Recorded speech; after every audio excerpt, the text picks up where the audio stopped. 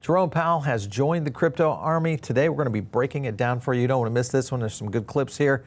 My name is Paul Barron. Welcome back into Tech Path. I want to thank our sponsor today. That is Coinbase, a great place for you guys to get into crypto. Just visit Coinbase.com.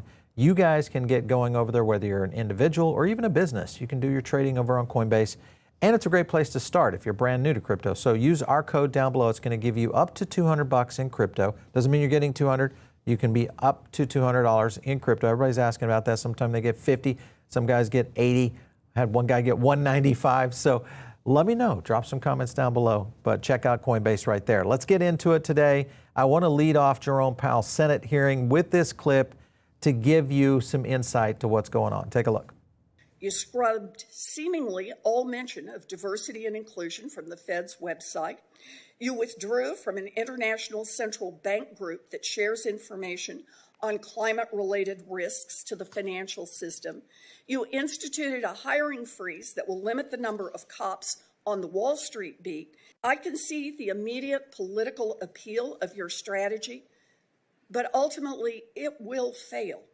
Sure, Donald Trump may be happier with you right now, but wading deeper into politics to please him over the long run will burn the reputation and the independence of the Fed and put our entire economy at risk.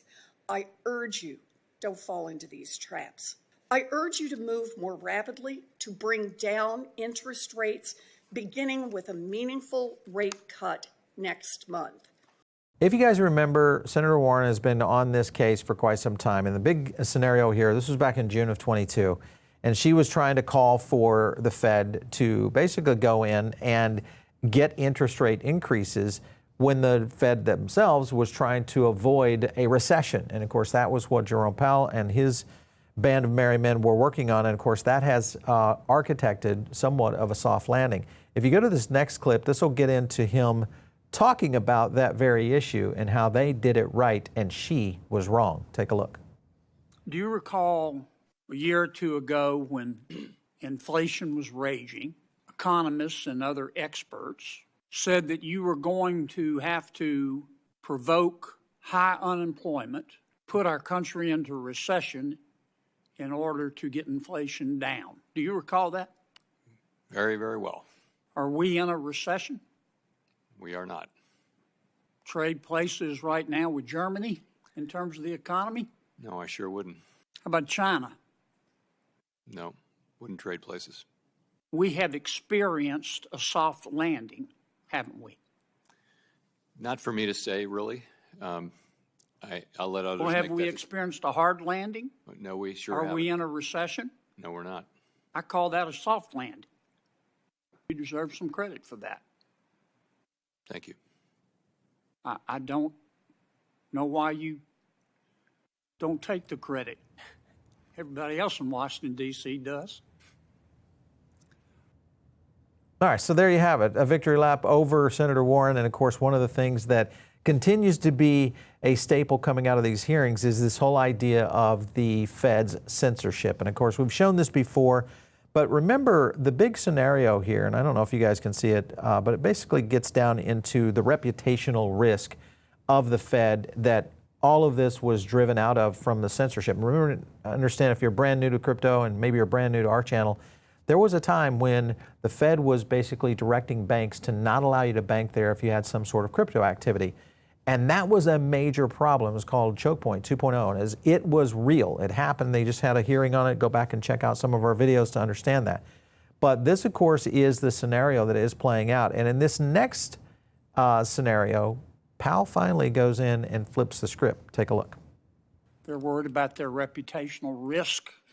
Would you think that fair? No, I sure wouldn't. I too am troubled by the quantity of these reports. It may be that this whole thing with reputation risk needs to be thought about, but I think this needs a fresh look, and I think it's time for that, and we're gonna do that. Well, I've asked our chairman, and he has agreed to invite some of the CEOs of some of the banks that have been debanking people, the CEOs, yes. Not their lawyers, not their PR consultants, not the lobbyists, not their priests, them. the CEOs to come in and let's talk about this and find out what the hell's been going on. Thank you, Senator Kennedy.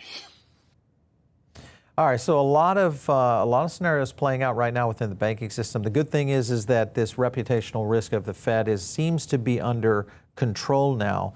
Senator Lummis and Powell both actually agreed to this in this next clip that gives us some insight to where maybe this is going to go from here. Take a look. Your staff has repeatedly stymied information requests from this committee with respect to Wyoming and digital assets. One of the staff that's sitting behind you today. Do you commit on behalf of yourself and the Federal Reserve staff to comply fully with all document demands issued by this committee in a timely manner? Sure. Do you commit to disciplining or removing any staff that are found to have engaged in debanking activity furthering Operation Choke Point 2.0? I can't make an open-ended commitment to remove anybody, but I will tell you that I am struck, and my colleagues and I are struck by the growing number of cases of what appears to be debanking, and we're determined to take a fresh look at that. In fact, I took the thing that you showed during the debanking hearing.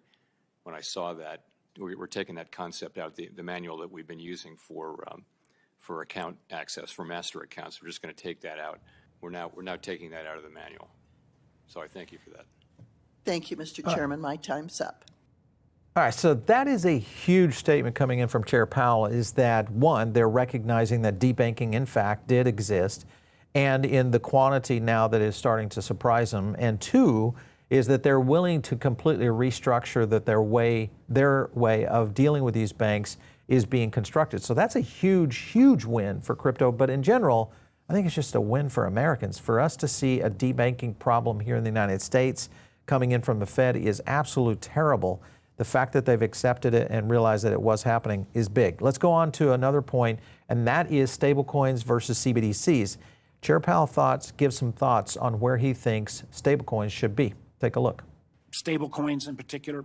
We definitely support these efforts to create a regulatory framework around stablecoins. Stablecoins may have a big future with consumers and businesses. We can't know that now, but it is important for the development of stablecoins in a safe and sound manner, and a manner that protects consumers and savers and all, that there be a regulatory framework. So we see these bills, and we're in contact as we were in the last Congress, and trying to add our technical thoughts and how to do this. And we think it's a very constructive exercise.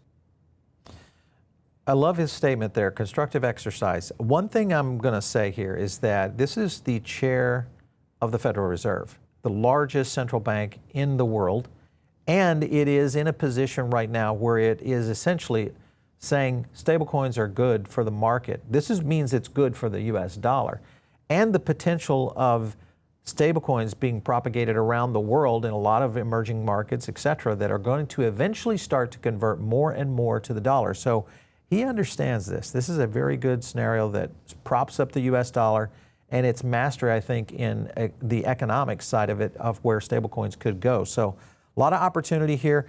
And the key here is whether or not CBDCs would invade on this turf, because this is the big question everybody asks. Jerome Powell answers that question right here. Something that concerns me a lot is the idea that we would even look like China in any way. So can I have your commitment that as long as you're the chairman of the Federal Reserve System, that we will never have a central bank digital currency? Yes. Thank you for that. I think that's extremely important. It makes me very happy to hear you say that. Okay, that's a rarity, is actually getting an answer from some of these people who go in there. I like the fact that Chair Powell has pretty much said, yep, not going to happen. That gives more, I think, succinct power to what's going to happen with the potential of central bank and the comparison of how this is going to pair up with stablecoins. So all this, very good for crypto going forward. Now, the thing we've got to be looking at is we've got another hearing that's taking place, and I'll kind of zoom in on that. This one right here is the Federal Reserve Semi-Annual Monetary Policy Report. Yes, there will be some things here. Again, Chair Powell will be under the kind of under the guise of what's going on in Congress. But the good thing is it's going to give us some more indication of how the Fed could possibly reduce the monetary policy and get into quantitative easing. That's the thing that everybody is concerned about in the market right now. What does that roadmap look like? We will get to that as soon as that hearing comes out. The other hearing that we're looking at this week is going to be our Golden Age of Digital Assets hearing. And this is the one that is charting the path forward, guys. This is where we get to go and we really start to innovate here in the United States around the crypto and blockchain industry. So we'll cover that one for you guys as well. Be watching the channel. If you're not subscribed, do that right now. Get in on PBN. This is the kind of coverage that we do. And of course, if you're not in the Diamond Circle, get in that as well. Follow me out there on X. It's very easy. It's just @Paul Barron. We'll catch you next time right here on TechPath.